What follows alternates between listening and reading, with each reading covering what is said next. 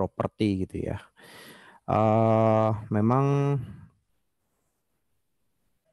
pelaksanaan studi kelayakan itu sangatlah penting gitu ya, sangat penting. Karena nilai investasi yang sangat besar, maka proses yang dilakukan atau yang dilalui sebelum investor itu menginjekkan atau menginvestasikan dananya ke dalam bentuk properti atau real estate, itu perlu dilakukan beberapa hal-hal untuk memitigasi risiko-risiko yang mungkin timbul dalam proses investasi. Nah, beberapa analisis yang dilakukan itu mulai dari analisis keuangan, kemudian analisis pasar, dan juga analisis properti gitu ya. Nah, dalam melakukan analisis keuangan, mungkin teman-teman sudah belajar ya, sudah belajar sedikit banyak, atau saya nggak tahu sudah belajar atau nanti akan belajar di dalam mata kuliah manajemen keuangan gitu ya. Sudah atau belum manajemen keuangan? Di semester ini, Pak. Oh, semester ini ya. Di situ nanti teman-teman kalau nggak salah mempelajari tentang net present value, kemudian mempelajari tentang IRR gitu ya, interest rate of return gitu ya. Kemudian ada beberapa indikator-indikator rasio-rasio yang dapat dijadikan dasar perhitungan dalam melakukan analisis apakah suatu properti atau suatu real estate layak dijadikan investasi gitu ya, layak gitu ya. Nah, khusus di sini kita mempelajari tentang analisis properti dan juga analisis pasar gitu ya, analisis pasar. Untuk analisis keuangannya akan dipelajari di pelajaran manajemen keuangan supaya nggak overlapping gitu ya. Jadi secara umum analisa investasi itu dilakukan secara formal, namun kadang-kadang juga dapat dilakukan secara informal. Secara formal itu dalam artian kalau dia misalnya badan hukum gitu ya, investor yang berupa badan hukum, maka studi kelayakan itu wajib dilakukan gitu ya, wajib dilakukan. Kalau investornya dia berupa orang pribadi gitu, biasanya mereka melakukan analisa itu secara informal. Nah, kadang-kadang meskipun investor secara pribadi gitu ya, dia pada umumnya melakukan secara informal, namun biasanya untuk yang nilainya besar atau yang nilainya memang cukup material gitu ya bagi investor tersebut, dia meminta pihak ketiga atau misalnya jasa penilai atau misalnya konsultan yang lainnya gitu ya untuk melakukan analisa investasi secara formal gitu ya. Nah, kegiatan yang dilakukan dalam proses analisa investasi tersebut itu biasanya kita melakukannya dengan cara due diligence gitu ya. Due diligence itu artinya kita melakukan uji patutan atau uji kelayakan atas berbagai macam aspek gitu ya, berbagai macam aspek. Jadi saya coba kasih contoh gitu ya, saya coba kasih contoh.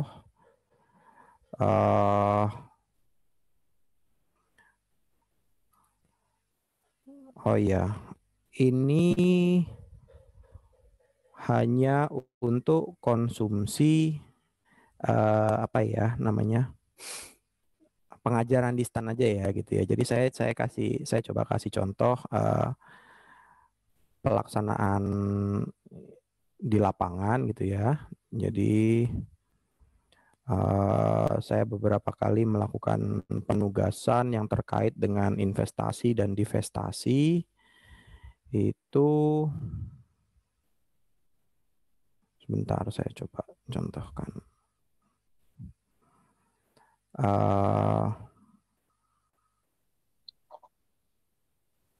Bentar. Kok nggak ada?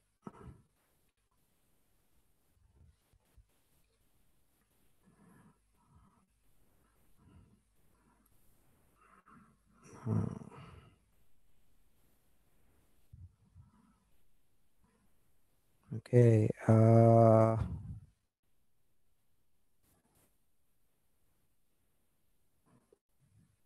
Ini coba saya contohkan ke teman-teman, tapi mohon jangan di capture atau jangan di share atau jangan di apa ya. Ini hanya untuk kepentingan pengajaran saja, investasi ataupun divestasi yang akan dilakukan gitu ya. Nah, proses tersebut itu seringkali disebut dengan due diligence atau biasanya disebut sebagai proses apa ya, pelaksanaan uji tuntas gitu. Jadi untuk memastikan bahwa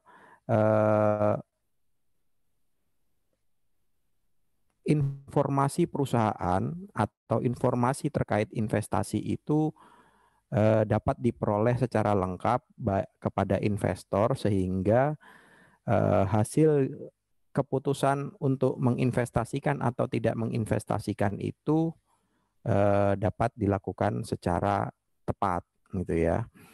Itu proses due diligence-nya.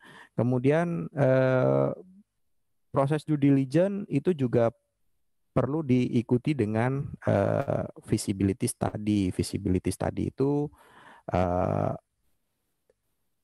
uji kelayakan gitu ya, uji kelayakan. Nah, kalau feasibility study di Indonesia pada umumnya itu yang terkait dengan lingkungan, kemudian terkait dengan finansial, dan kemudian terkait dengan hukum. Nah, kalau feasibility study ini sifatnya lebih formal gitu ya. Kalau due diligence itu bisa dilakukan secara informal pada umumnya, tapi kalau feasibility study itu pada umumnya memang dimintakan dokumen formal, dokumen resmi gitu ya, karena terkait dengan terutama untuk yang terkait dengan lingkungan gitu ya. Jadi feasibility study itu tidak hanya terkait lingkungan, tapi juga mencakup market analysis ya, analisis pasar, analisis properti, dan juga analisis keuangan gitu ya. Nah, analisa-analisa tersebut itu sangat diperlukan baik bagi penilai maupun bagi broker untuk menentukan berapa sih sebenarnya nilai real dari investasi tersebut gitu ya. Baik nilai sekarang maupun nilai yang diharapkan. Kemudian juga proses analisis tersebut juga dibutuhkan bagi investor terutama gitu ya, ataupun juga pemodal. Jadi misalnya dia invest tapi dia pinjam dana gitu ya. Dia yang mengelola tapi dia yang memberikan modal gitu. Ataupun juga misalnya secara individual bagi para penyewa gitu. Kalau misalnya kita kita mau menginvestasi beli rumah atau kita secara pribadi mau menyewa suatu rumah gitu ya, atau mau menyewa ruko, maka kita perlu mempertimbangkan beberapa hal gitu ya. Misalnya lingkungannya seperti apa, apakah ramah anak atau ramah lingkungan, lokasinya terletak di daerah mana, macet apa enggak, dekat atau jauh dari kantor kita atau enggak, biasanya kan seperti itu. Nah, itulah yang itu metode-metode analisis properti dan juga analisis pasar yang secara informal yang biasa dilakukan. Kalau secara formalnya itu ya beberapa kita memenuhi dokumen-dokumen yang dipersyaratkan dalam rangka proses investasi. Misalnya itu terikat dalam prosedur atau SOP-nya. SOP biasanya itu tadi kembali yang saya jelaskan, biasanya prosedur formal akan dijalankan oleh investor yang sifatnya badan hukum. Tapi kalau investor yang sifatnya pribadi, itu lebih cenderung menggunakan metode informal dalam melakukan analisis, baik itu analisis pasar maupun analisis properti. Nah, dalam bab yang terkait dengan analisis pasar dan analisis properti, kita mengacu ke bukunya David Sirota gitu ya. Bukunya David Sirota, saya lupa di unit berapa ya, unit 3 kalau nggak salah. Unit 3 atau unit bab 3 ya, kalau nggak salah. Anda silakan baca di situ juga, bisa. Ya, bab 3 dan bab 3 terkait dengan visibility, di situ ada menjelaskan tentang analisa pasar dan juga analisa properti gitu ya. Nah, yang dicontohkan di buku ini itu adalah analisa eh, karena Sirota orang Amerika, jadi dia menggunakan metode analisa yang berlaku di Amerika sana gitu ya. Jadi kalau di dalam analisa pasar itu ada beberapa hal yang perlu dipertimbangkan gitu ya, beberapa hal yang perlu dilakukan, dianalisis gitu ya. Yang pertama terkait dengan peraturan yang terkait dengan lingkungan hidup. Dalam hal ini Environmental Protection Agency atau Kementerian Lingkungan Hidup atau Badan Lingkungan Hidupnya mereka. Kalau di kita itu Kementerian Lingkungan Hidup dan Kehutanan ya. Kalau di daerah ada yang badan atau dinas lingkungan hidup gitu ya. Nah, jadi yang pertama itu yang paling mendasar dalam melakukan analisa pasar itu memastikan bahwa investasi kita itu tidak bertentangan atau selaras dengan eh, dengan aturan-aturan terkait dengan lingkungan hidup gitu ya. Kalau misalnya dia proyeknya besar gitu ya, kita mau bangun gedung yang sangat besar, mau investasi, kemudian kita mau membangun jalan tol atau membangun kereta api, misalnya cepat Jakarta Bandung seperti itu, maka eh, dampak dampak proyek yang akan kita lakukan itu harus kita lakukan analisis apa sih dampaknya terhadap lingkungan yang akan kita investasikan tersebut misalnya. Jadi misalnya kayak pabrik gitu ya, pabrik itu dia harus mempertimbangkan limbahnya mau dibuang kemana, kemudian limbahnya setelah dibuang itu mau diolah bagaimana, kemudian drainasenya bagaimana, apakah dia akan menggunakan air tanah yang seperti apa gitu kan ya. Jadi itu perlu dipertimbangkan. Kemudian juga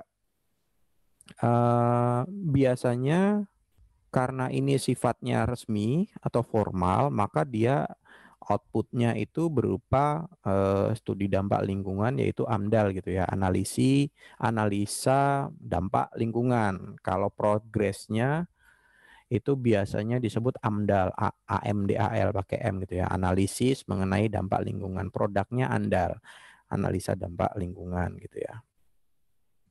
Nah, kalau di Amerika sendiri, kalau terutama di negara-negara maju ya, nggak cuma di Amerika, contoh gampangnya juga sih yang pernah saya alami di Australia gitu ya. Jadi kalau di negara-negara maju seperti mereka, maka regulasi-regulasi ini sangat ketat gitu ya, sangat ketat. Berbeda jauh dengan pelaksanaan di Indonesia gitu ya. Kalau misalnya di Amerika atau saya contohkan yang gampang di Australia aja deh karena saya sudah mengalaminya gitu ya. Jadi setiap kita mau mengajukan permohonan, entah kita mau menyewa rumah atau membeli rumah atau misalnya flat gitu ya, atau kita mau membangun suatu properti, maka di situ ada regulasi-regulasi yang perlu di apa ya, jadi kayak semacam checklist persetujuan dari dewan atau dari dinas atau badan lingkungan hidup sekitar atau Pemda setempat sebelum kita menjalankan atau melakukan proyek itu. Sebenarnya kalau di Indonesia sih sama juga, ada hal-hal yang sifatnya wajib sebenarnya kalau kita menganut ke peraturannya itu wajib. Cuman yang menjadi permasalahan di Indonesia itu penegakan atas aturan itu yang masih sangat lemah sehingga kadang-kadang ya sudah orang dengan alasan bahwa ini adalah tanah saya, ini adalah milik saya gitu ya, milik pribadi, maka dia berhak atau bebas menggunakan kepemilikan tersebut untuk sesuai keinginan dia. Padahal Pemda setempat gitu ya. Pemda itu memiliki RT RW, rencana tata ruang dan wilayah yang sudah sudah direncanakan gitu ya, sudah direncanakan. Kalau misalnya Anda mengambil contoh misalnya di Tangerang Selatan gitu ya. Di Tangerang Selatan itu ada Perda nomor 15 tahun 2011 tentang RT RW-nya Kota Tangerang Selatan mulai tahun 2011 sampai 2031. Di situ dijelaskan lokasi-lokasi mana yang boleh dijadikan sebagai tempat bisnis gitu ya. Lokasi-lokasi mana yang boleh dijadikan untuk hunian, lokasi-lokasi mana yang boleh dijadikan untuk pasar gitu ya. Lokasi-lokasi mana yang menjadi TOD, Transit of Development. Lokasi-lokasi mana yang dijadikan untuk jalan tol gitu. Nah, itu sebenarnya aturan yang sudah ditetapkan oleh Pemda masing-masing. Dalam hal ini misalnya Pemda Tangerang Selatan. Namun kembali lagi dalam penerapannya memang masih sangat lemah. Sebagai contoh ya, paling banyak misalnya banyak bangunan yang belum memiliki IMB gitu ya. Banyak bangunan yang memiliki IMB. Ada bangunan yang sudah memiliki IMB tapi ternyata IMB-nya tidak sesuai. Misalnya dijadikan IMB-nya hunian namun pelaksanaannya dijadikan tempat untuk usaha gitu ya. Nah, itu yang masih belum belum penerapannya yang masih belum belum belum tegas lah di negara kita. Kalau di sana memang kalau di luar negeri memang penerapan atas regulasi itu sangat ketat gitu ya. Sehingga sebelum dia mendapat approval dari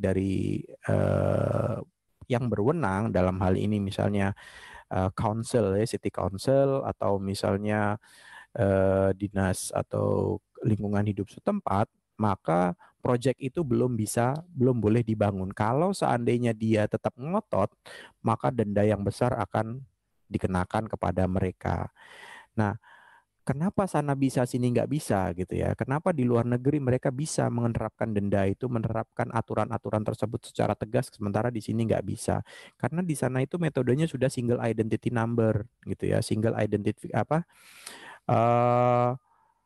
satu orang itu identitasnya cuma satu di situ. Sementara kalau di kita ini kadang-kadang yang punya KTP banyak, alamatnya di mana, pindah pindah rumah juga dia tidak mendaftarkan atau mencatatkan lokasi yang resminya gitu, sehingga kalau misalnya Anda sewa mobil, Anda sewa kendaraan, kemudian Anda melanggar aturan lalu lintas, kemudian misalnya pakai CCTV gitu ya, dikirimkanlah tagihan kepada pemilik mobil tersebut, padahal pemilik mobil tersebut bukan Anda gitu ya. Misalnya apa sih pemilik mobil, padahal pemilik mobil tidak melanggar gitu. Nah, ini yang masih menjadi dilema di tempat kita gitu. Kadang sudah dikirimkan ternyata alamatnya beda atau misalnya ternyata dia sudah pindah. Nah, kalau di sana nggak bisa gitu ya. Ketika Anda membeli mobil, maka Anda harus balik nama pada saat itu juga.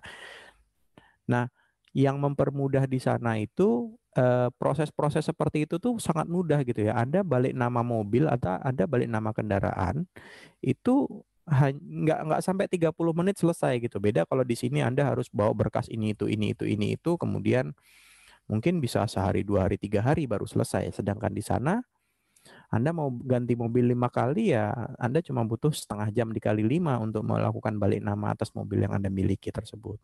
Sama juga halnya ketika Anda ke bank gitu ya, Anda ke bank, data data alamat Anda dengan data misalnya paspor atau single identity number Anda itu harus sama gitu ya, harus sama karena seluruh tagihan itu akan dikenakan ke alamat tersebut dan potongan itu bisa langsung digunakan, langsung dipotong ke bank masing-masing gitu ya. Sementara di kita kan kalau mengenakan denda kita belum bisa langsung mengenakan ke rekening masing-masing gitu ya. Itu yang menjadi kesulitan penegakan aturan di negara kita juga. Jadi beberapa peraturan yang umum digunakan, yang apa namanya, yang berlaku gitu ya, yang berlaku di negara-negara sana, sebenarnya di Indonesia juga berlaku gitu ya. Itu ada yang pertama terkait dengan subdivisi regulation gitu ya, subdivision regulation. Jadi subdivision regulation ini itu merupakan properti-properti mana saja yang dapat digunakan untuk apa ya? Itu tadi yang saya jelaskan.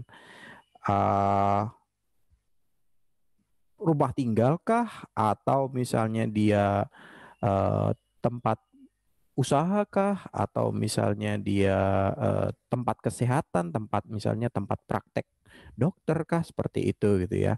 Nah, dalam zonasi tanah itu sebenarnya sudah dibagi-bagi gitu ya. Kayak misalnya daerah Bintaro Bintaro Exchange itu ke sebelah sana itu memang daerah kawasan ini ya, kawasan komersil gitu, sehingga nggak ada perumahan di daerah situ gitu ya. Nah, kalau yang namanya misalnya di Jalan Pisok itu harusnya kawasan perumahan gitu ya, ternyata banyak digunakan untuk komersil ya, seperti itu. Nah, subdivision regulation ini juga kadang-kadang digunakan untuk aturan-aturan untuk mengantisipasi kalau seandainya rumah itu atau tanah tersebut dijadikan klaster-klaster gitu ya. Artinya tanah tersebut sebenarnya digunakan untuk tempat tinggal, satu tempat tinggal, tapi ternyata dia membagi-bagi, memecah-mecah tanah tersebut menjadi satu klaster tanah yang terdiri dari beberapa tempat tinggal. Nah, itu perlu diperhatikan, misalnya kalau dia satu tanah misalnya 1.000 hektar itu 1 hektar itu hanya diisi satu tanah, satu rumah, satu tempat tinggal, maka drainasenya seperti ini, kemudian jalannya seperti ini, ruang terbukanya seperti ini gitu. Nah, kalau dia misalnya ternyata dipecah-pecah menjadi klaster, maka si pemborong atau si si kontraktor itu dia harus mempertimbangkan bagaimana drainase dari setiap rumah yang ada di klaster tersebut gitu kan. Kemudian bagaimana resapan air yang ada di seluruh klaster tersebut. Kemudian ruang terbuka yang ada di klaster tersebut minimum requirement-nya seperti apa gitu. Itu yang harus dipertimbangkan juga. Kemudian terkait zonasi itu sama yang seperti tadi, bahwa kalau misalnya kita lihat di uh, Perda 11 Perda tentang RT RW Tangerang Selatan gitu ya. Nah, itu sudah ditetapkan misalnya untuk lokasi angkutan massal berbasis jalan, maka ditetapkan di daerah koridor Serpong Tangerang, kemudian Serpong Bogor, BSD Ratu Plaza, BSD Pasar Baru itu sudah ditetapkan koridor-koridornya gitu ya aja. Lokasinya berada di mana. Kemudian untuk stasiun-stasiun sudah ditetapkan. Stasiun Serpong ada di sini. Kemudian stasiun Rawabuntu, stasiun Sudimara sudah ada di lokasi-lokasinya gitu. Kemudian ada lagi ini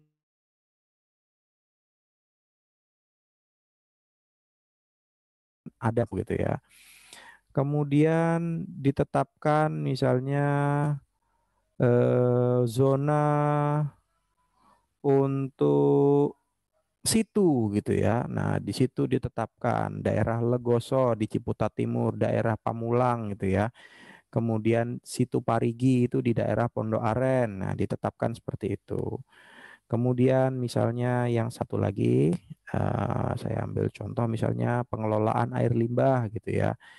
Nah, maka ditetapkan lokasinya berada di mana. Itu sudah ditetapkan di RT RW eh, Pemda kabupaten kota masing-masing gitu ya. Nah, beberapa hal yang perlu dipertimbangkan juga dalam zonasi itu misalnya requirement terkait dengan ruang terbuka gitu ya.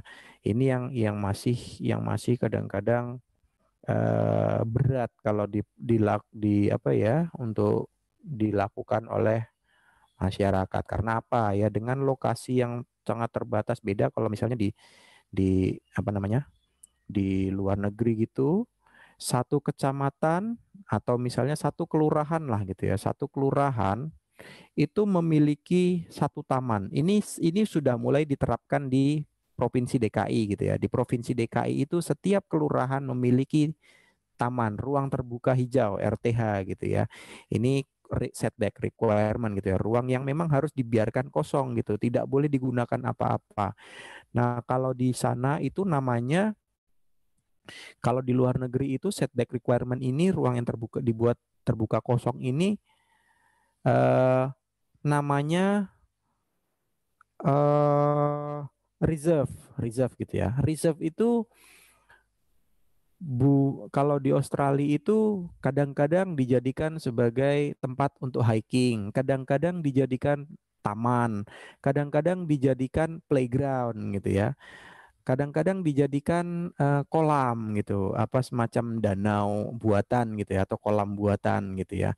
Artinya di lokasi tersebut, di lokasi reserve tersebut memang tidak dipergunakan, tidak diperbolehkan untuk mendirikan suatu bangunan. Dan itu ada minimum requirement-nya kalau nggak salah 20% dari luasan, 20 atau 30% dari luasan misalnya di kelurahan tersebut gitu ya. Kalau saya bandingkan dengan kelurahan yang saya tinggalin gitu ya, eh taman bermain nggak ada gitu ya.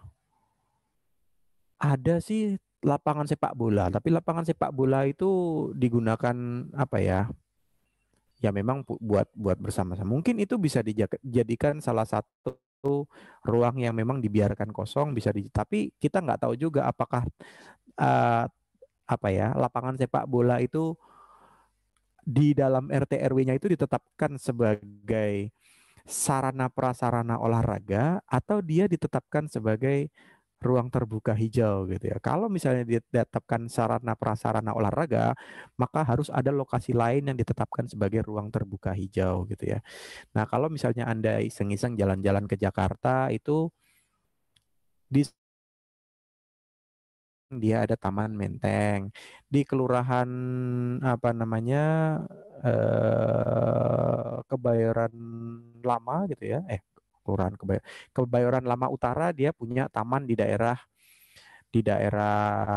apa itu yang kuburan kuburan yang di situ tuh Tanah Kusir, itu ada tamannya kan. Di samping Tanah Kusir itu, samping kuburan Tanah Kusir itu ada taman RTH-nya itu. Jadi kalau DKI Jakarta dia sudah mulai menerapkan itu ya, ruang terbuka hijau, memang yang dibiarkan untuk kosong gitu ya. Nah, kira-kira itu yang terkait dengan peraturan-peraturan apa namanya yang harus dipenuhi gitu ya, dalam rangka seandainya kita melakukan investasi. Sebenarnya kalau misalnya kita mau bangun rumah itu juga ada requirement-nya. Jadi misalnya dinding atau kamar itu, dinding permanen itu misalnya jaraknya berapa meter dari badan jalan gitu. Itu ada ketentuannya gitu. Misalnya 1 atau 2 meter itu dari badan jalan, itu ada ketentuannya. Uh, Tanah itu tidak boleh misalnya seluruhnya dijadikan di beton gitu ya, atau dijadikan bangunan permanen. Jadi harus ada taman. Itu requirement-nya sebenarnya kalau misalnya Anda mengacu ke IMB, izin mendirikan. Nah, memang pelaksanaannya itu yang sering tidak konsisten kalau di tempat kita gitu ya. Nah, jadi ini deed and subdivision restriction itu bahwa tanah itu terkait tanah ada pembatasan yang menentukan bahwa properti-properti apa yang bisa atau tidak bisa digunakan, atau tanah mana yang bisa dijadikan properti, tanah mana yang tidak bisa didirikan properti gitu ya. Kemudian ada lagi yang namanya plan unit development kalau di sana. Maka plan unit development itu misalnya ya di dalam suatu area, maka kita mengembangkannya tidak hanya ini saja, misalnya tidak hanya bangunan atau properti itu saja, tapi kita harus menyediakan misalnya ada RTH-nya di situ, ada area bermainnya di situ, kolam renangnya. Ini biasanya penerapan plan unit development ini kalau tidak di model cluster-cluster, itu biasanya model-model apartemen gitu ya. Mereka ada kriteria di sana di Amerika bahwa setiap 100 unit itu harus memiliki ini gitu ya. Nah, ini sama aja kayak misalnya dalam setiap kelurahan itu harus ada taman bermainnya, harus ada kolam renangnya, harus ada fasilitas-fasilitas umum yang memang harus disediakan, difasilitasi oleh eh, baik itu pengembang, developer maupun Pemda setempat gitu ya. Kemudian misalnya dia mau mendevelop, misalnya apa ya, kita ambil contoh yang gampang, developer yang besar itu Ciputra gitu ya, Ciputra. Nanti saya kasih contoh misalnya Citra Maja Jaya gitu ya. Nah, Ciputra dia mau mengembangkan suatu lahan, dia punya 2.000 hektar misalnya. Kemudian dia mau membuat suatu kawasan kota mandiri gitu ya. Maka di situ ada plan unit, dia menetapkan plan unit development-nya di situ bahwa ada lokasi untuk perumahannya, ada lokasi untuk misalnya bisnis distrik bisnisnya gitu ya, ada untuk gedung perkantorannya, ada untuk misalnya siapa tahu dia memfasilitasi untuk industri-industri di situ gitu ya. Itu nanti merupakan hal-hal yang dipertimbangkan ketika dia melakukan analisa pasar gitu ya, pasar kira-kira. Nanti saya kasih contoh salah satu proyeknya Ciputra yang sekarang lagi naik daun gitu ya, meskipun lokasinya agak jauh, tapi naik daun karena nilainya itu sangat menggiurkan gitu ya, buat untuk zaman sekarang gitu ya. Nah, kemudian ada minimum housing standard juga, merupakan requirement minimal yang harus dipenuhi ketika Anda membangun suatu perumahan. Misalnya, kalau Anda membangun pondasi, maka minimal pondasinya itu harus misalnya cakar ayam atau bore pile atau struss pile seperti itu. Atau kalau misalnya Anda mau membangun pondasi, maka minimum Anda harus menggunakan besi, misalnya besi 10. Anda tidak boleh kurang dari itu gitu ya. Kalau misalnya Anda membangun kolomnya atau membangun slope-nya, misalnya minimum harus menggunakan besi 8 atau minimal ketebalan dindingnya sekian atau pondasinya minimal sekalian. Maka itu harus dipenuhi. Kalau seandainya itu eh, seharusnya ketika kita mau membangun nanti ada namanya pengawas atau inspektor gitu ya. Kalau di luar sana ada namanya inspektor, dia datang, dia dari dinas-dinas terkait, itu dia ngecek gitu ya. Kalau di sini kalau misalnya proyek-proyeknya pemerintah itu auditor gitu ya, internal auditor maupun eksternal auditor.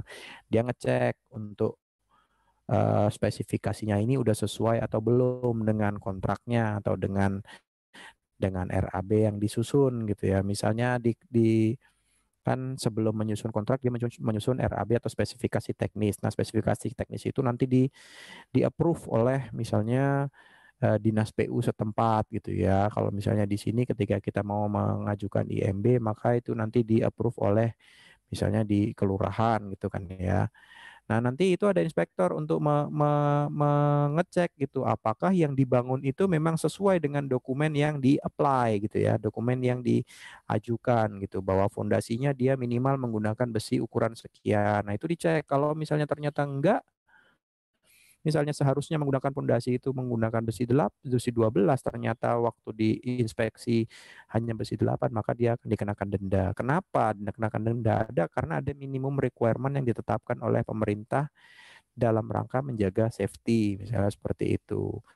Kemudian nanti kalau misalnya kita melakukan analisa properti itu ada beberapa hal Ya misalnya hazardous bahan-bahan atau yang mengandung bahan kimia yang berbahaya, misalnya asbestos atau segala macamnya gitu kan ya. Itu juga harus terpenuhi spesifikasi minimum gitu. Nah, kemudian kalau misalnya dia bangunan bangunan tua yang kita renov, maka kita harus nanti dari pihak Pemda atau dari pihak dinas-dinas terkait itu nanti akan melakukan inspeksi terkait dengan keamanan bangunan. Apakah ini masih layak untuk ditinggali, apakah ini masih layak untuk ditempatin gitu ya. Kalau seandainya ini akan direnovasi, maka bagian-bagian mana saja yang harus misalnya diperkuat, bagian-bagian mana saja yang harus diganti. Nah, itu terkait bangunan. Kadang-kadang kalau misalnya bangunan tua itu kan ada yang namanya bangunan heritage gitu ya, bangunan-bangunan yang misalnya memang dia dilestarikan, dijaga keasliannya memang sengaja gitu ya. Nah, cuman dalam rangka safety maka perlu misalnya perbaikan bagian-bagian mana yang perlu diperkuat gitu ya. Misalnya perlu ditambahkan perkuatan pondasi kah, atau misalnya kayu-kayu yang sudah lapuk harus diganti kah, itu perlu menjadi pemenuhan kriteria dalam ketika kita mau melakukan analisis atas atas suatu real estate tersebut gitu ya. Itu yang harus dipertimbangkan. Kemudian ada lagi plan growth gitu ya. Jadi ketika kita melakukan analisis kita juga mempertimbangkan kira-kira dalam lokasi investasi tersebut itu berapa ekspektasi gitu ya, ekspektasi pertumbuhan baik itu dari sektor industri maupun dari sektor ekonomi, dari sektor sosial gitu ya. Misalnya paling gampang begini, ketika kita mau melihat mau berinvestasi, kita dihadapkan pada dua pilihan misalnya, mau berinvestasi di daerah Bintaro atau mau berinvestasi di daerah Ceger gitu kan ya. Nah, itu juga mempengaruhi kira-kira dari sisi peningkatan masyarakat, mungkin populasi Ceger peningkatannya jauh lebih tinggi, jauh lebih signifikan dibandingkan populasi yang ada di eh, Bintaro misalnya seperti itu gitu ya. Tapi dari sisi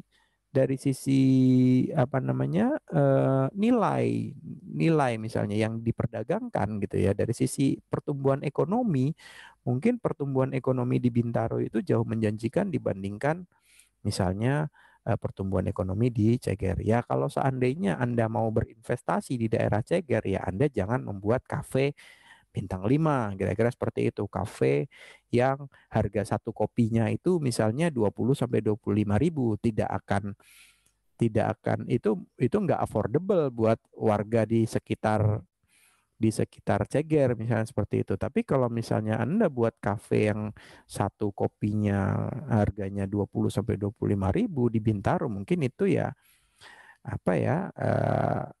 ya cuma kayak uang jajannya mereka aja gitu ya. Kalau misalnya memang Anda melihat dari wah ini pertumbuhan populasi di Ceger sangat pesat nih, kayaknya saya bisa nih bangun berinvestasi misalnya warung kopi gitu ya. Nah, Anda perlu melihat kultur di lokasi tersebut itu yang growth itu menengah ke atas atau menengah ke bawah gitu ya.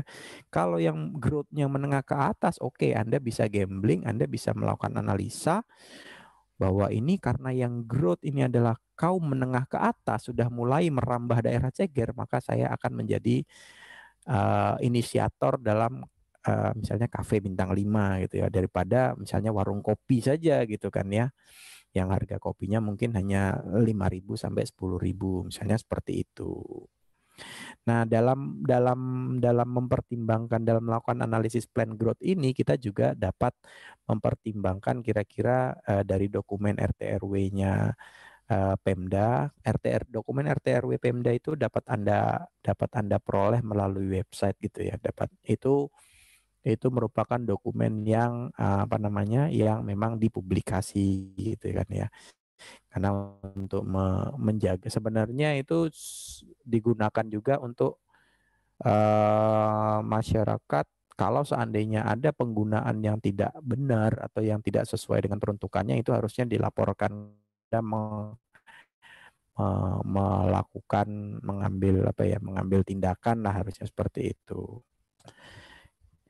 Kira-kira seperti itu. Sebentar, sebelum saya loncat ke analisa pasar yang lain ke Indonesia, saya cek dulu ini sudah hadir semua apa belum? Kira-kira Sudah saya stop lengkap, share Pak. dulu ya. Oh, sudah lengkap ya. Oke, saya coba penuhi dulu kewajiban portal. Silakan kalau ada yang mau fotonya masuk portal.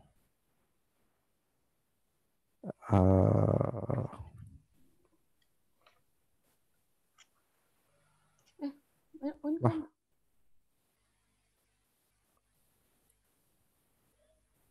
ini sudah ada informasi belum kalau teman-teman kapan akan kembali ke apa namanya? Udah ada burung, Pak. Tulungagung. Hah? Kabar-kabar burung, Mas Ian. Oh, kabarnya burung ya. Kalau apa ya? Kalau prosedur SOP untuk new normal sih sudah dibuat oleh teman-teman di PKN STAN gitu ya, sudah dibuat sama bukan prodi sih, sama lembaga gitu ya, itu sudah ada. Jadi ketika masuk nanti Anda akan scan tubuh gitu ya, kemudian Anda wajib menggunakan masker, kemudian protokol tetap harus dijalankan, kemudian apa namanya kursi itu sudah dijarang-jarangkan, misalnya untuk satu ruangan itu butuh berapa ini gitu. Itu protokol sepertinya sudah dijalankan, cuman kebijakan untuk menerapkan apa namanya ya offline tatap muka gitu ya, offline meeting gitu ya, tatap muka itu masih masih bolanya masih ada di atas sepertinya. Kalau prakteknya di sektor apa namanya perkantoran gitu ya, offline meeting sudah mulai dijalankan dengan protokol yang sangat ketat. Meet 5 kelas 305. Ya, contohnya kayak kemarin saya sebenarnya baru selesai raker nih kemarin, baru tadi pagi baru selesai raker gitu ya. Rapat kerja dari Senin sampai hari Kamis gitu ya. Nah, kami itu biasanya kalau raker itu kan dalam satu ruangan yang sangat besar gitu kan ya. Di satu ruangan yang sangat besar ngumpul semua 100 orang jebret ke dalam situ. Nah, kalau yang sekarang ini disiasati rakernya itu karena kami ada 5 direktorat, jadi tidak ngumpul di satu lokasi tapi dipecah menjadi 5 area gitu ya, 5 meeting room gitu ya. 5 meeting room di 5 lokasi yang berbeda-beda gitu, 5 gedung yang berbeda-beda gitu. Jadi satu ruangan itu dibatasi maksimal 20 orang dan kita melakukan presentasi paparan itu online semua gitu ya, via Zoom meeting semua gitu. Jadi sudah dimungkinkan sebenarnya untuk semi tatap muka.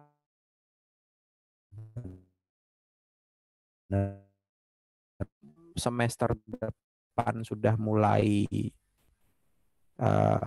tatap muka, mungkin ya protokolnya akan sangat ketat gitu ya, dan mungkin misalnya kalau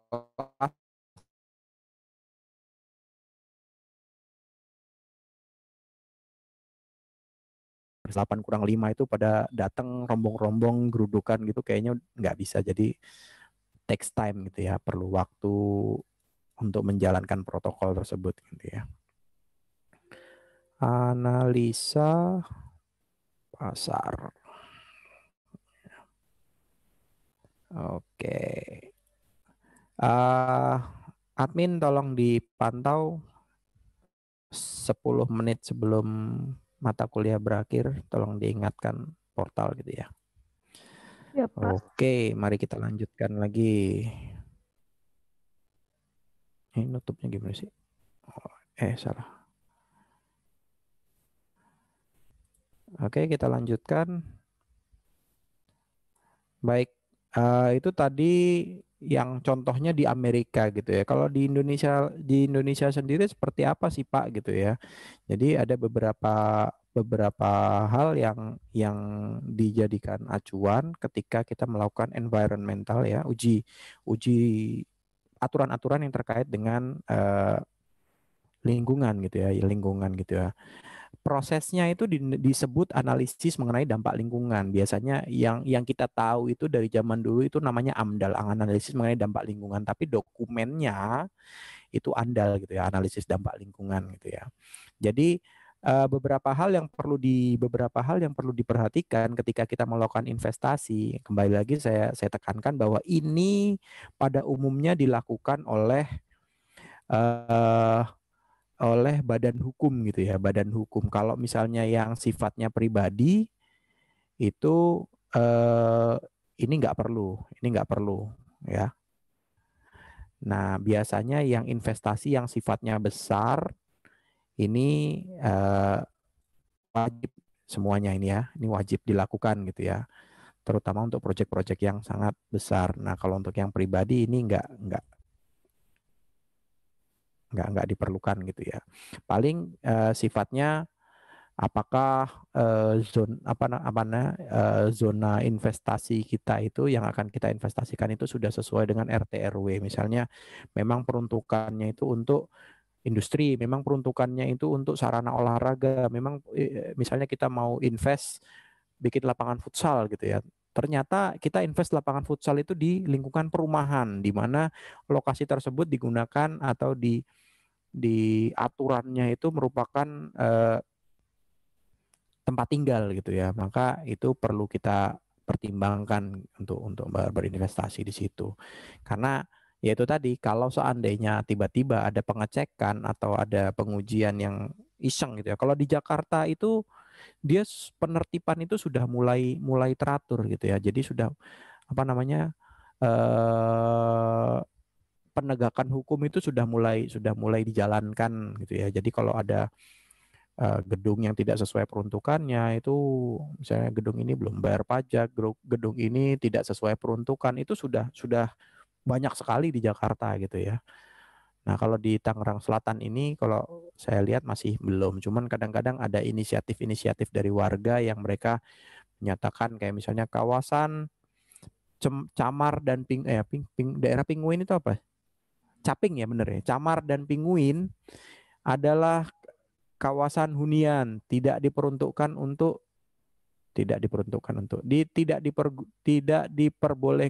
untuk mendirikan misalnya bangunan yang sifatnya komersil. Itu biasanya dari komunitas tempat misalnya seperti itu sudah mulai notice gitu ya. Atau misalnya di sektor 1 Bintaro itu di dekat kolam renang. Anda kalau saya ngomongin tentang Bintaro ini, Anda ada bayangan nggak sih? Anda sudah pernah tinggal di Bintaro kan ya? Sudah berapa lama Anda tinggal di Bintaro? 1 semester, Pak. Nah, 1 semester 6 bulan, harusnya Pak. udah cukup hafal lah ya, udah menjelajah kemana-mana ya. Atau Nggak ada bisa, Pak. Nggak bisa, Pak. atau cuman seputaran Jurangmangu, Sarmili, itu aja gitu. Putaran harmoni, Pak. Nah, seputaran harmoni. Udah gitu. main, Pak.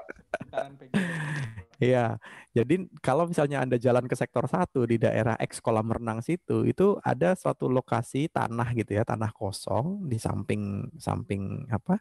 Saputra Ban itu besar itu. Itu akan dibangun pom bensin gitu ya. Akan dibangun pom bensin. Nah, ternyata di situ ada spanduk besar gitu ya. Ada spanduk besar lokasi ini masyarakat di lokasi ini tidak mengizinkan untuk dibangun pom bensin gitu. Nah, kalau kondisinya seperti ini kan berarti ada yang salah gitu ya. Yang pertama, informasi.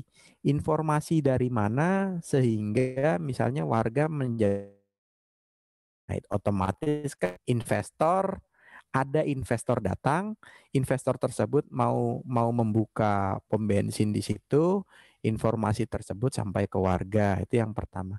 Yang kedua, ketika investor itu mau menginvestasikan dalam bentuk pom bensin gitu ya, apakah investor tersebut sudah melakukan analisis pasar misalnya, bagaimana acceptance dari warga setempat.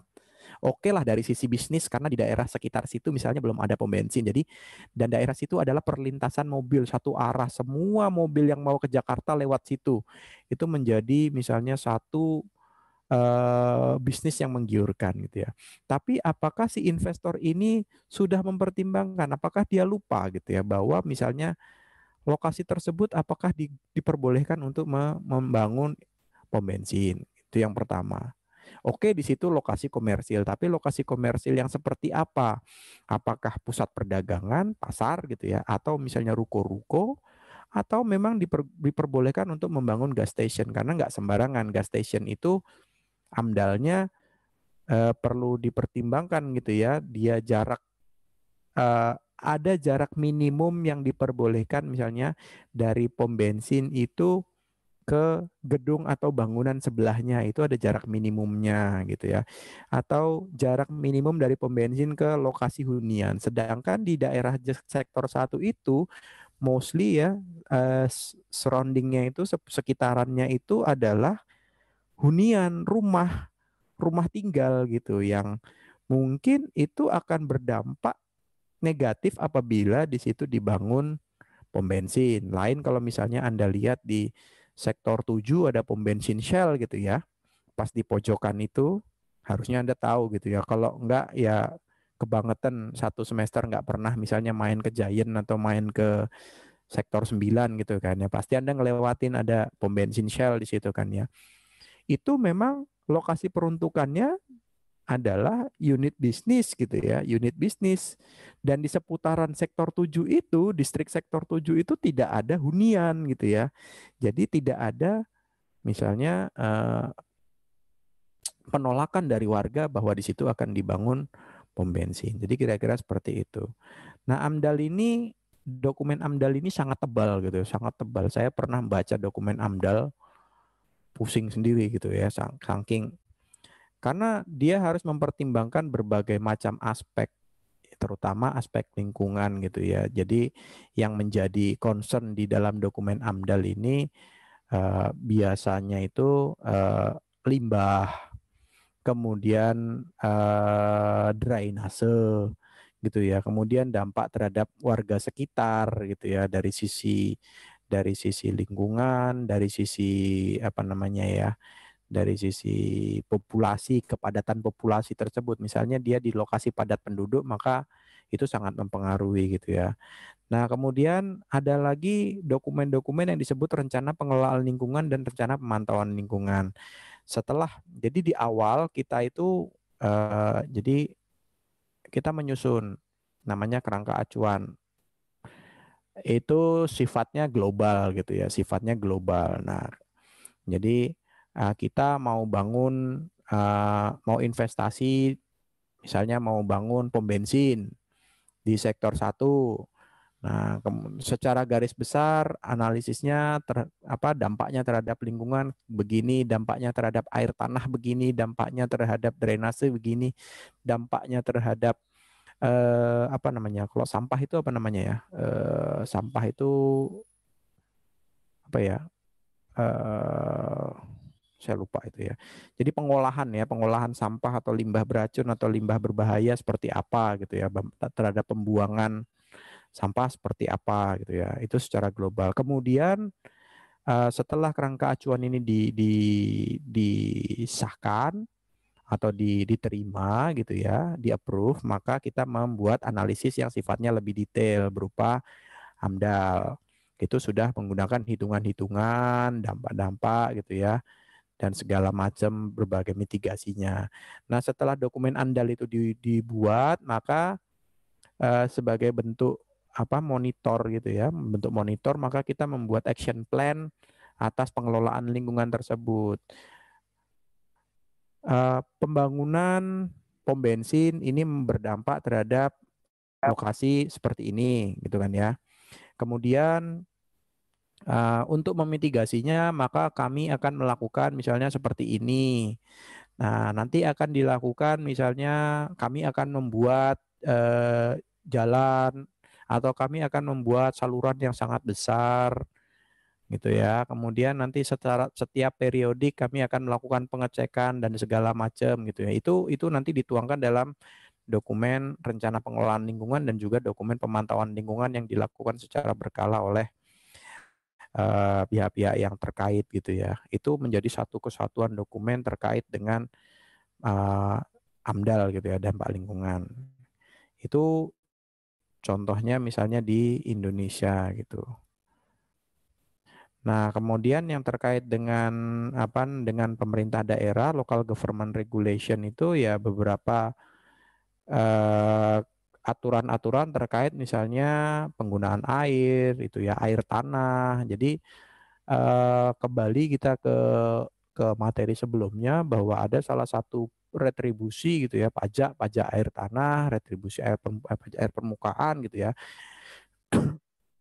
yang kalau Anda membangun suatu properti, maka sebenarnya kalau Anda ngebor atau Anda buat sumur, maka itu ada retribusi atau ada kebijakan dari Pemda misalnya untuk mengenakan pajak atas air tanah atau air permukaan tersebut, misalnya seperti itu. Kemudian izin mendirikan bangunan gitu ya yang diatur oleh Pemda masing-masing. Nah, zonasi ini terkait dengan lokasi ini masuk lokasi itu tadi memang distrik bisnis atau untuk perumahan atau untuk ruang terbuka hijau kira-kira seperti itu gitu ya. Local government regulation. Itu aturan itu dituangkan dalam Perda gitu ya. Nah, ini contoh aturan atau ketentuan yang terkait dengan izin lingkungan. Anda silakan baca sendiri nanti. Kemudian analisa pasar yang kedua, kita harus mempertimbangkan community atau lingkungan atau warga sekitar gitu ya, komunitas yang hidup, yang tempat kita berinvestasi gitu. Itu tadi yang saya ceritakan, kalau Anda mau berinvestasi, investasi di Bintaro dengan investasi di Ceger itu akan sangat berbeda profil komunitinya gitu ya. Kalau di Bintaro mungkin dia levelnya menengah ke atas, yang di Ceger mungkin menengah ke bawah gitu ya. Bisa jadi pertumbuhan menengah ke atas di dalam misalnya 10 tahun ke depan,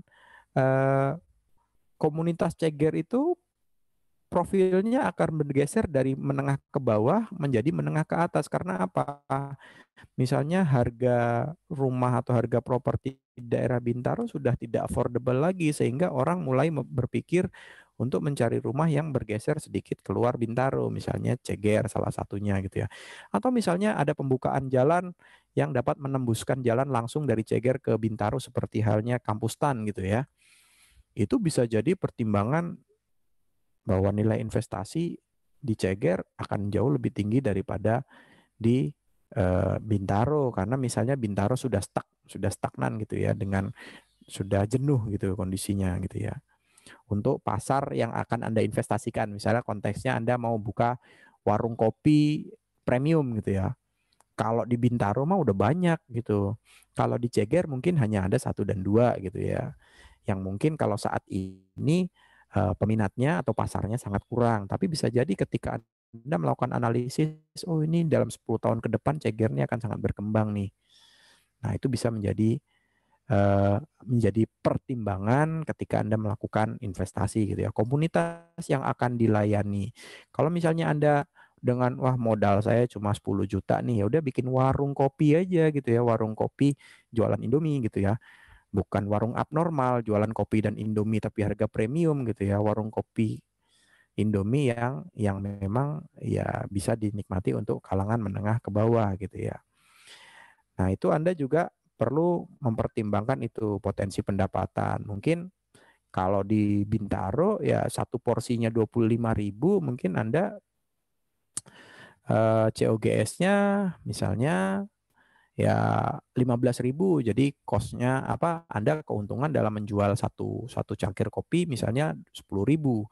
Nah, kalau misalnya di Ceger ya nggak bisa, misalnya Anda jual harga 10.000, COGS-nya 5.000, ya Anda hanya mendapat keuntungan 5.000. Dari sisi modal beda, dari sisi keuntungan beda, dari sisi siapa tahu Anda melihat dari sisi ini debit penjualan misalnya ya. Semakin kalau misalnya karena murah, yang beli banyak, muternya cepat gitu kan ya. Nah, itu bisa cepat break even dibandingkan untungnya gap untungnya besar 10.000, tapi misalnya satu hari paling cuma 20 orang dibandingkan misalnya di Ceger satu hari bisa 100 orang yang minum kopi di situ. Nah, itu bisa jadi pertimbangan potensi pendapatannya juga gitu ya. Anda perlu melakukan survei lokasi, wajib gitu ya. Ketika Anda melakukan investasi, Anda wajib on-site gitu ya. Anda harus lihat dulu lokasinya seperti apa, Anda perhatikan, Anda melihat mempelajari yang lewat situ siapa-siapa aja, apakah banyakkan motor, apa banyakkan sepeda, atau banyakkan mobil gitu ya. Kemudian Anda bisa memperoleh data peta lokasi, data populasi, ini semua data tersedia secara umum gitu ya, baik dari BPS maupun dari Pemda setempat. Ini bisa Anda peroleh gitu ya. Nah, kemudian selain melakukan community profile, Anda harus mempertimbangkan juga misalnya investasi di lokasi tersebut itu batas-batas lingkungannya gitu ya, sekitarnya Anda akan menggunakan lahan berapa luasnya gitu ya. Kemudian tingkat huniannya seperti apa? Kalau misalnya apakah dia crowded, apakah dia ya kalau di Bintaro tingkat hunian sangat sangat rare ya, sangat sangat luas-luas karena memang satu tanah ukurannya, satu rumah ukurannya besar-besar gitu ya. Sementara kalau di daerah Ceger karena dia crowded tingkat huniannya sangat tinggi gitu ya. Klaster-klaster yang sangat besar. Kemudian dari sisi transportasi dan utilitas mungkin lebih gampang ketika Anda berinvestasi di Bintaro daripada di Ceger misalnya, ngelihat utility-nya, aksesnya ke situ susah Ceger gitu ya. Kalau Bintaro keluar tol langsung masuk dari stasiun kereta lebih dekat gitu kan ya. Kalau Ceger masih masih ada effort untuk menuju jalur situ, kira-kira seperti itu. Fasilitas lingkungan gitu ya. Kalau Anda bandingkan Bintaro dengan Ceger, Bintaro punya misalnya ruang terbuka hijau yang sangat banyak gitu ya. Di sektor 7 Anda lihat banyak ada Menteng Park, Eco Park gitu ya. Kemudian di daerah dekat Bintaro Exchange itu Bintaro Exchange. Iya, Bintaro Exchange ya. Bintaro Exchange itu banyak ruang-ruang terbuka hijau gitu ya. Fasilitas-fasilitas kalau di Ceger itu pom bensinnya cuma satu gitu kan. Kalau di Bintaro pom bensinnya ada 10 gitu kan. Itu perlu dipertimbangkan juga. Kemudian juga penerimaan oleh komunitas. Contohnya itu tadi Anda membuka pom bensin di sektor satu ternyata komunitas lokal setempat tidak menerima gitu ya, karena misalnya itu daerah hunian, mereka tidak ingin di daerah hunian ada pom bensin yang mungkin secara ini berisiko tinggi bagi daerah hunian mereka, kira-kira seperti itu. Itu Anda perlu juga mempertimbangkan dalam melakukan analisa pasar gitu ya. Nah, ini contoh-contohnya batas-batas lingkungan. Anda harus menentukan batas daerah ya, sebelah kiri, batas utara, selatan, timur, baratnya seperti apa gitu ya. Setiap variasi pembatasan zonasi Anda harus mempertimbangkan ini lembaga yang menangani tata ruang dan wilayah. Biasanya kalau di Indonesia ini yang mengkoordinasikan ini adalah Bapeda. Kalau di daerah ya. Kalau di tingkat nasional Bappenas ya, Bappenas, Kementerian Perencanaan atau Bappenas, RT RW nasional. Kalau di daerah ya RT RW provinsi dan RT RW kabupaten ada di Bapeda provinsi dan Bapeda kabupaten gitu ya. Ya, seperti itu. Ini untuk ekonomi lingkungan sekitar, Anda bisa lihat, Anda bisa menggunakan data-data statistik dari BPS gitu ya, atau lembaga-lembaga dari Pemda gitu ya. Kemudian tren volumenya, pertumbuhannya seperti apa gitu kan ya. Kemudian kompetisi di daerah tersebut seperti apa. Misalnya kalau kalau kompetisi di daerah Bintaro itu adalah kompetisi warung kopi gitu ya. Warung kopi premium. Nah, kalau kompetisi di daerah Ceger itu yang misalnya warung-warung kopi yang kelas menengah ke bawah gitu, atau yang lagi tren sepanjang jalan Ceger itu warung minuman yang haus, Mainum gitu ya, MYNUM, terus yang apa ya, boba-boba versi Indonesia gitu ya. Itu kompetisi minuman yang berada di daerah Ceger gitu. Kalau kompetisi minuman yang berada di daerah Bintaro itu ya kok nggak usah jauh-jauh deh, sepanjang jalan mulai dari sektor 3 sampai sektor 9 itu Anda silakan ngitung itu ya, apa namanya, warung-warung kopi premium di depan itu gitu ya. Ya seperti itu. Kemudian dari sisi tingkat hunian, kalau seandainya Anda ketika melakukan analisa melihat di situ bahwa disewakan, dikontrakkan, ternyata banyak banget nih disewakan, banyak banget dikontrakkan. Nah, itu bisa jadi pertanda yang pertama gitu ya. Yang pertama tingkat huniannya rendah gitu ya, tingkat huniannya rendah karena memang di situ tidak laku, atau bisa jadi tingkat huniannya sangat tinggi sehingga di situ sangat prospektif untuk disewakan atau misalnya dikontrakkan, saya seperti itu. Tapi kalau misalnya Anda sekali jalan ngelihat disewakan, oh ini nggak laku berarti nih. Bisa jadi seperti itu. Kecuali misalnya dari ketika Anda jalan ada satu disewakan, besok Anda lewat situ udah hilang gitu ya. Nanti lewat lagi di tempat lain ada disewakan, hari berikutnya udah hilang. Nah, itu berarti tingkat huniannya sangat tinggi gitu ya. Itu bisa dijadikan indikator. Apa namanya ya? Kemudian tingkat hunian itu juga bisa Anda mempertimbangkan gitu ya dari sisi misalnya banyaknya klaster-klaster atau banyaknya misalnya dominasi di daerah tersebut itu merupakan klaster-klaster gitu ya. Di situ Anda bisa klaster-klaster di sini harganya tuh 500-an ke bawah, berarti yang tinggal di sini kaum-kaum menengah misalnya seperti itu. Kalau kalau saya mau jual ini atau mau investasi ini kayaknya kurang pas gitu.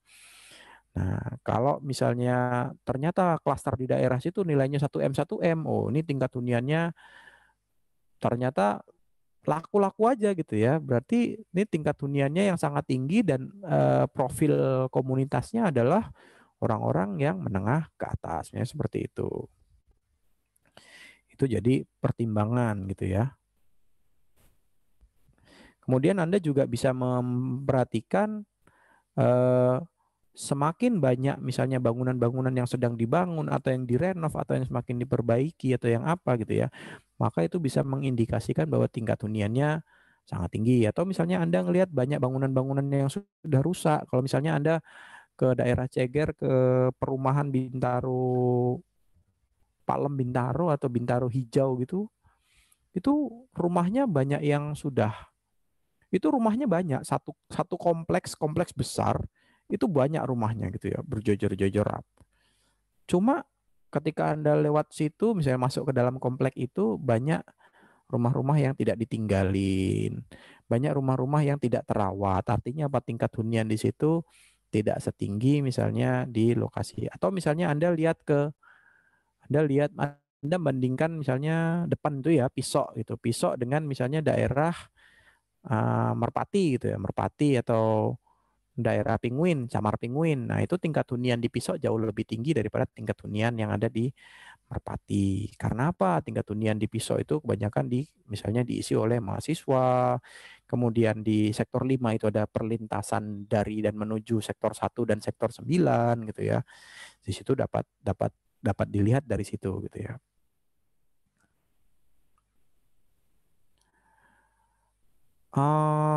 Kemudian dari sisi transportasi dan utilitas gitu, itu Anda juga perlu mempertimbangkan dalam melakukan analisa pasar gitu ya. Jadi semakin dekat lokasinya dengan transportasi umum, maka itu akan menjadi nilai positif bagi investasi Anda gitu ya. Semakin jauh dari misalnya akses ke bandara akses jalan tol, akses kereta api, terutama angkutan massal gitu ya, bukan yang pribadi. Itu menjadikan nilai tambah investasi Anda gitu ya. Kemudian utility lain misalnya dari sisi sarana parkir. Kalau misalnya Anda membuka atau berinvestasi misalnya di mall gitu ya, berinvestasi di mall dengan berinvestasi di pinggir jalan yang mungkin untuk parkir aja susah. Mungkin orang lebih cenderung pergi ke mall, belanja ke mall, makan di mall daripada makan. Kadang-kadang restoran ini enak nih, kita pengen makan di situ. Cuman kadang-kadang ketika kita mikir, wah parkirnya susah, itu sudah mengurangi hasrat atau keinginan untuk misalnya makan di situ gitu ya. Nah itu nilai investasi kita sebenarnya jadi berkurang gitu ya. Jadi kadang-kadang lokasi di hook itu dia investasinya nilainya lebih tinggi karena apa? Dia punya dua sisi, depan dan samping gitu kan ya. Yang bisa dijadikan misalnya kalau orang tidak bisa parkir di depan, dia bisa parkir di samping gitu. Lain halnya kalau misalnya Anda ruko posisinya di tengah gitu ya. Udah di tengah, sebelah kiri kanan kita merupakan apa, atau mereka menjual atau berinvestasi yang apa ya, yang kekinian, yang populer, sehingga kadang-kadang tempat parkir kita pun dipakai oleh mereka gitu ya. Itu menjadi pertimbangan. Kemudian area bongkar muat juga kadang-kadang kalau misalnya kita investasi kita adalah barang-barang yang sifatnya berat atau yang bongkar muatnya sifatnya cycle-nya sangat cepat, sangat tinggi gitu ya, maka itu perlu dipertimbangkan juga gitu ya dalam melakukan analisa pasar. Nah, fasilitas lingkungan ini sangat mempengaruhi terutama kalau fasilitas lingkungan ini ini biasanya menjadi poin utama investasi individu gitu ya. Seseorang mau beli rumah atau membeli hunian properti di lokasi tersebut karena misalnya dekat dengan mall, dekat dengan ini. Kalau investasi untuk usaha itu jarang ngelihat fasilitas lingkungan, dia lebih melihat dari tingkat hunian, okupansinya gitu ya, kemudian acceptance dari masyarakat setempat, profil.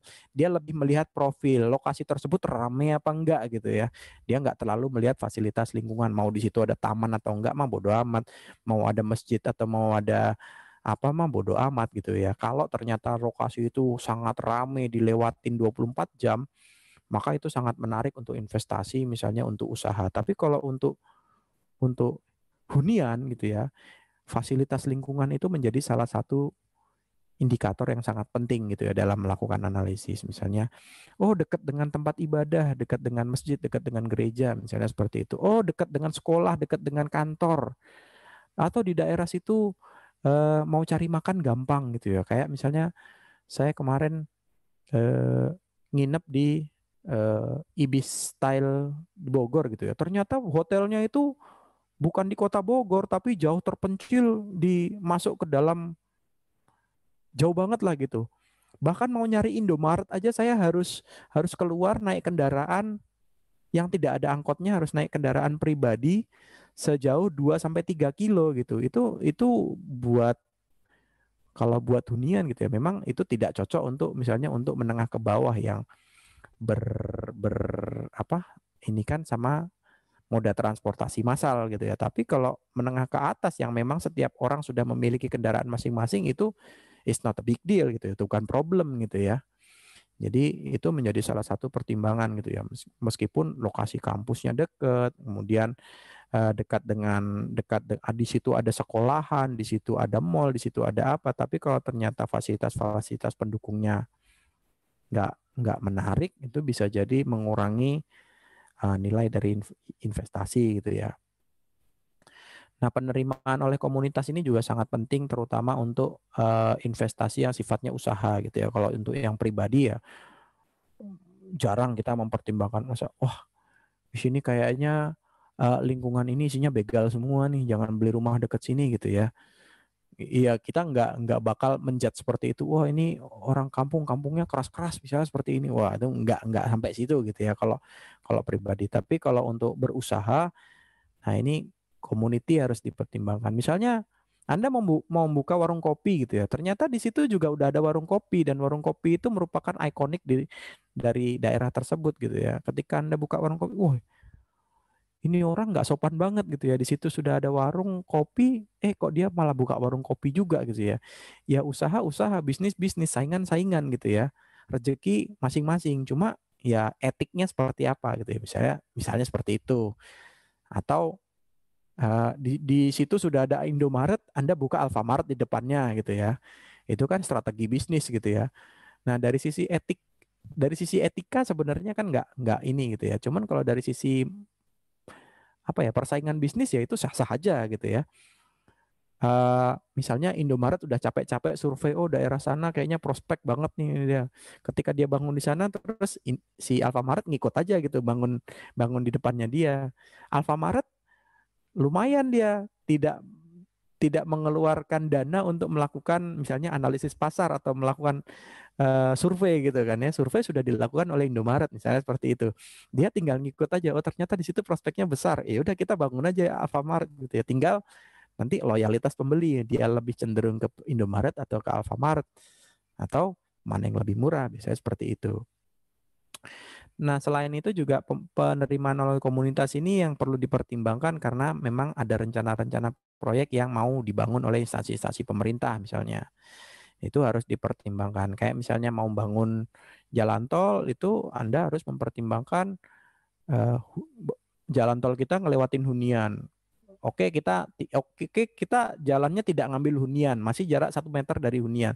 Tapi ketika jalan tol kita itu nanti akan memotong fasilitas umum atau misalnya masjidnya harus dipindah dan direlokasi, maka itu harus dipertimbangkan juga apakah diterima oleh komunitas. Karena ada beberapa lokasi yang tidak diizinkan oleh warga, maka dia harus dibelokkan gitu ya. Jadi entah dia dibuat model flyover ke atas gitu ya, atau dia dibelokkan ke jalan yang lain, seperti itu. Nah, setelah kita melakukan analisa pengumpulan data atas beberapa aspek tersebut, maka kita melakukan evaluasi terhadap data. Nah, evaluasi tersebut biasanya dituangkan dalam bentuk dokumen atau misalnya catatan-catatan pribadi gitu ya, cost benefit analysis. Kalau misalnya dalam bentuk kalau misalnya badan usaha, dia dituangkan dalam bentuk kajian gitu yang seperti yang saya contohkan tadi gitu ya.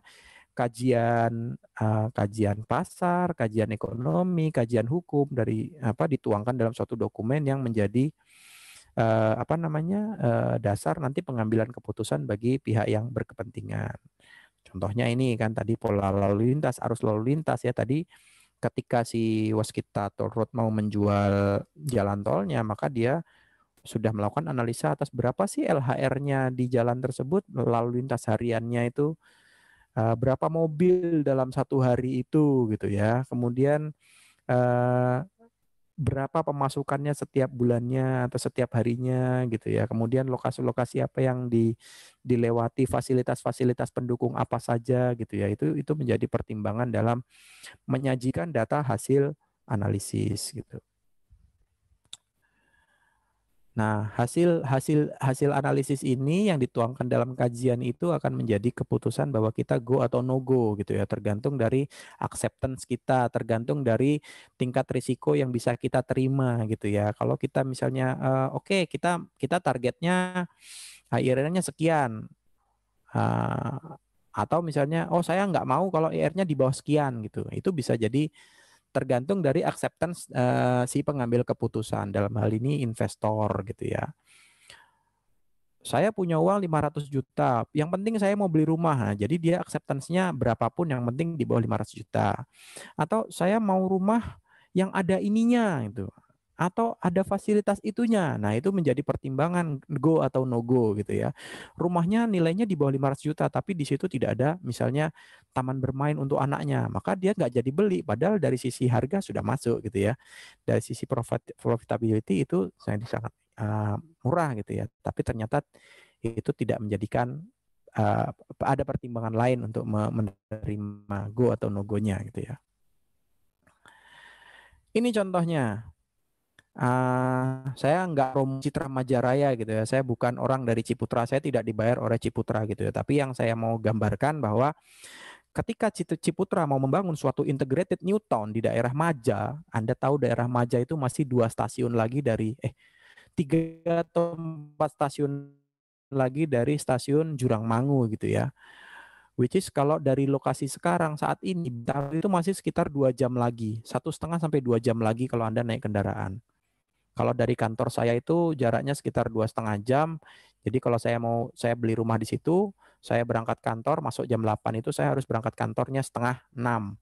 Paling lambat gitu ya, paling lambat 5:30 harus berangkat dari kantor. Sangat menarik. Lokasi Citra Majaraya di daerah Maja, Ciputra membangun suatu perumahan, dia menjual rumah. Kalau Anda mau beli rumah nih 156 juta, Anda sudah bisa dapat rumah. Anda nggak bakal dapat di daerah Bintaro. Anda nggak bakal dapat di daerah Ceger gitu ya dengan harga sekian. Nggak bakal dapat. Pak, saya cuma punya uang 200 juta, cariin saya rumah di daerah Ceger dan sekitarnya. Nggak bakal ada gitu ya. Ceger dan sekitarnya itu udah di atas 600-700 gitu. Nah, kalau Anda cuma punya uang segitu, ya silakan Anda lari ke Citra Majaraya, misalnya seperti itu gitu ya. Nah, ternyata yang dipromosikan oleh investor ya, oleh developer itu, nah contohnya ini, bahwa di sana akan dibangun water world, di sana akan dibangun CGV gitu ya, di sana sangat dekat dengan KRL gitu ya, Commuter Railway Network-nya gitu ya, lokasinya. Nih kalau misalnya kita lihat di sini, stasiun Jurangmangu, Sudimara, Rawabuntu, Serpong, Cisauk, ternyata masih banyak ya, Parung Panjang, Maja itu masih sangat jauh banget gitu ya. Tapi 150 juta kalau Anda mau punya rumah ya Anda bisanya beli rumah di sana. Tapi kalau misalnya Anda mempertimbangkan dan segala macam hal gitu ya, ya itu bisa jadi pertimbangan Anda ketika Anda melakukan analisa. Dari sisi lingkungan, oh di situ ada dari sisi apa namanya fasilitas lengkap gitu ya. Lengkap karena di situ satu kota mandiri. Accessibility transportasi oke gitu ya. Acceptance warga nggak perlu gitu ya. Tapi ketika Anda membenturkan dengan misalnya Anda nanti penempatan di Kementerian Keuangan di lapangan Banteng, mungkin ini akan menjadi lokasi yang sangat berdarah-darah buat Anda bekerja gitu kan ya. Karena Anda harus berangkat 2,5 jam sebelum, dan ketika Anda pulang misalnya pulang jam 5 dari kantor, maka Anda baru paling cepat sampai rumah jam 7:30 gitu ya. Jadi itu menjadi pertimbangan. Pak, Nah mungkin untuk materi kita, mau mengingatkan untuk oke, sip, pas banget materi terkait dengan analisis market atau pasar. Sementara cukup sekian. Nah, silakan kalau misalnya ada yang mau didiskusikan, boleh teman-teman sambil saya mau tutup portal dulu.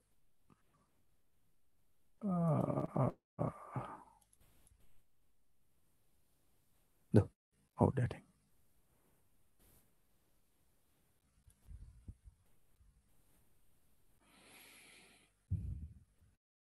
Yuk silakan, ada yang mau bertanya, diskusi, sharing mungkin. Pak, saya sekarang lagi tinggal di Citra Majaraya nih Pak, Bapak jangan menjelek-jelekkan lokasi saya Pak gitu. Ya nggak menjelek-jelekkan, justru saya mempromosikan lokasi Anda supaya teman-teman Anda misalnya jadi banyak yang tinggal di situ gitu. Ada yang mau didiskusikan terkait dengan analisa pasar? Sepertinya kalau untuk analisa pasar nggak ada kesulitan lah. Maksudnya ya mungkin kalau misalnya Anda mau mempertimbangkan suatu misalnya Anda mau beli rumah, Anda mau ngekos gitu ya, mau menentukan kos-kosan, apakah akan kos di Sarmili, apakah akan kos di Ponjai gitu kan? Itu menjadi pertimbangan Anda juga gitu kan ya. Oh, kos di Sarmili harganya murah Pak, gitu kan ya. Mungkin itu pertimbangan Anda. Mungkin kalau yang ngekos di Pondok Jaya mungkin pertimbangannya, oh fasilitasnya lengkap. Nah, itu bisa jadi pertimbangan macam-macam. Ada yang memilih untuk kos di rumah. Ada yang memiliki kos di kosannya yang rame gitu ya. Itu mempertimbangkan misalnya tingkat hunian. Oh, kalau di ini saya kesepian, Pak. Saya cari yang rame sama teman-teman. Nah, itu misalnya seperti itu. Oke, ada yang mau didiskusikan? Silakan. Saya stop share dulu deh.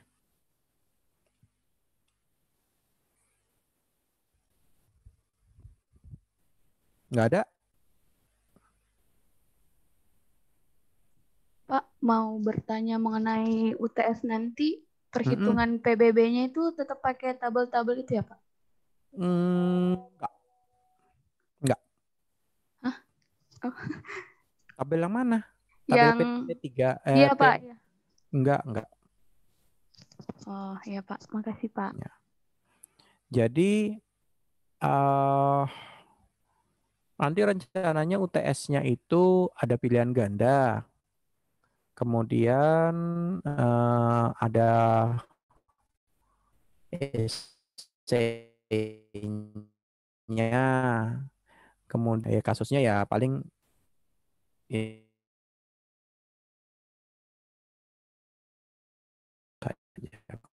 kalau misalnya kemarin ada kan banyak contohnya kemarin misalkan ada aku nggak terlalu inilah. Yang penting Anda paham konsep gitu ya. Yang penting Anda paham konsep. Mungkin nanti ujiannya nggak terlalu letterlek tapi lebih banyak menguji konsep gitu ya.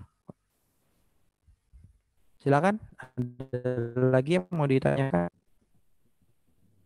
Silakan Mas Bani. Kalau misalnya di soal itu nggak dikasih tahu NJO PTKP-nya, itu gimana Pak? Kita pakai yang 10 juta atau bagaimana Pak? Kalau tidak diketahui di soal, maka gunakan asumsi defaultnya gitu ya. Kalau NJOP-nya untuk P2 nilainya 10 juta. Kalau untuk kok NJOP? Untuk menghitung ya sebagai pengurang NPOPKT NPOPTKP gitu ya. Itu menggunakan defaultnya ya. Kalau untuk yang P3 atau P5L gitu ya. Sekarang namanya P5L per tahun 2019 ya. Jadi itu aturannya keluar di tahun 2019 tengah, jadi baru diterapkan di 2019 akhir, pertengahan dan akhir. PBB P3 itu berubah menjadi PBB P5L gitu ya. P5L gitu. Tapi mekanismenya sama aja sih. Cuman bedanya perhitungannya sekarang tidak menggunakan tabel-tabel itu lagi. Cuma gini, yang perlu Anda garis bawahi bahwa setiap setiap Pemda lah, mereka menggunakan basis klasterisasi itu untuk menyamakan menyamakan nilai gitu ya. Jadi mereka membuat range gitu. Jadi enggak misalnya harga 3 juta sampai 5 juta maka diambil nilainya sekian. Jadi itu salah satu cara mereka untuk melakukan klasterisasi atas sifat bangunan. Tapi untuk nilainya itu sendiri itu tidak full murni mengacu pada tabel aturan dari Kementerian Keuangan itu gitu ya. Tabel itu boleh dijadikan acuan oleh Pemda. Tapi bukan tabel itu wajib dijadikan acuan. Pemda boleh membuatnya sendiri. Kalau Pemda yang sudah memiliki nilainya sendiri, karena ketika tabel itu diterapkan di Pemda DKI nggak cocok. Nilai tanah di DKI nggak bisa. Tabel itu tidak bisa digunakan untuk Pemda DKI gitu. Maka Pemda DKI membuat sendiri untuk klasterisasinya. Nah, untuk Pemda-Pemda yang belum dan rata-rata memang belum punya, maka boleh mengacu. Ketika dia mengacu, maka Pemda itu seharusnya ya, ratifikasi itu apa? Adur aturan tersebut kemudian diperdakan. Itu harusnya seperti itu. Jadi acuannya tetap ke Perda. Nah, kalau si Perdanya belum ada, maka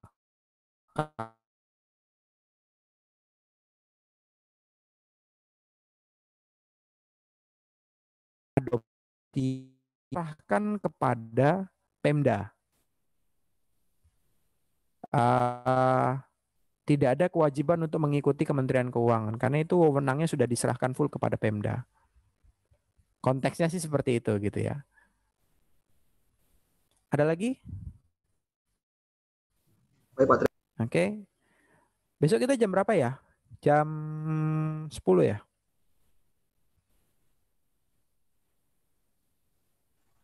Oke, kalau Izin misalnya bertanya, Pak.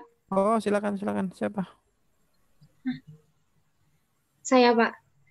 Saya. Diana Kusuma Dewi. Iya, silakan, Mbak. Tadi kan Nggak Bapak muncul sih namanya.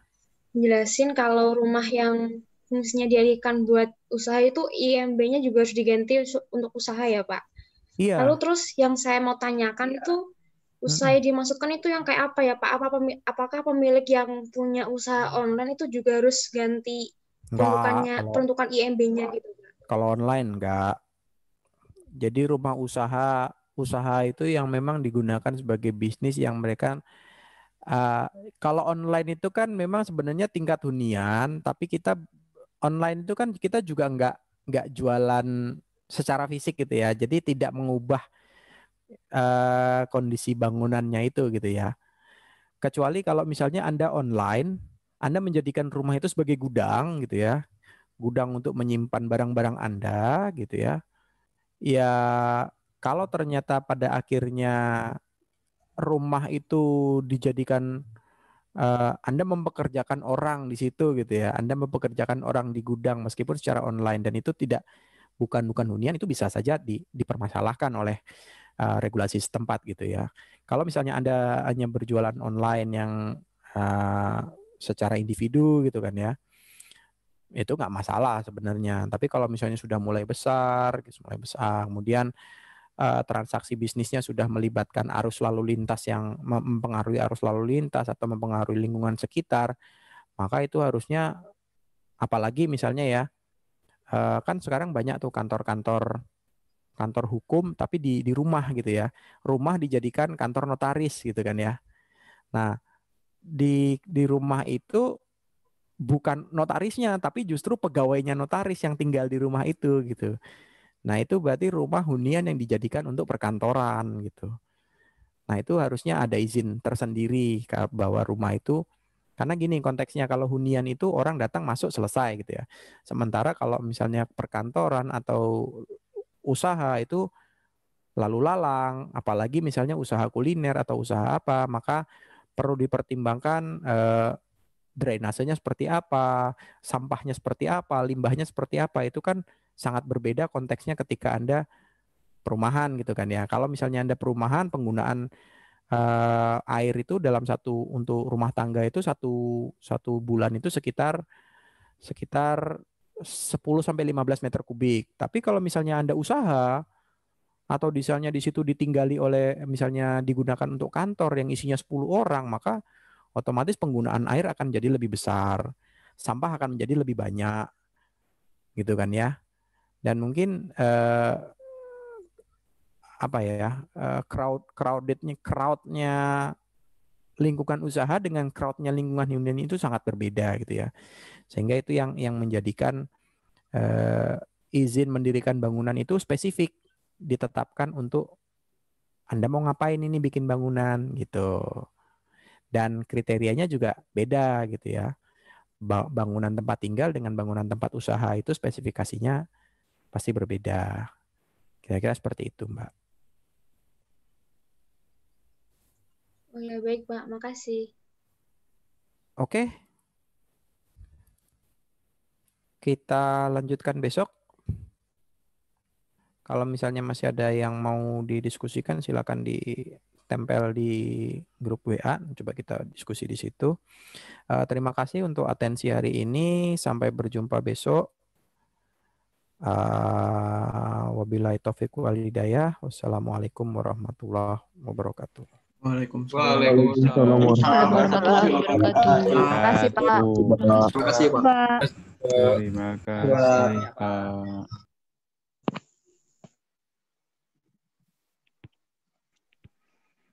Adit. Bangun, Dit. Matikan dulu recordnya.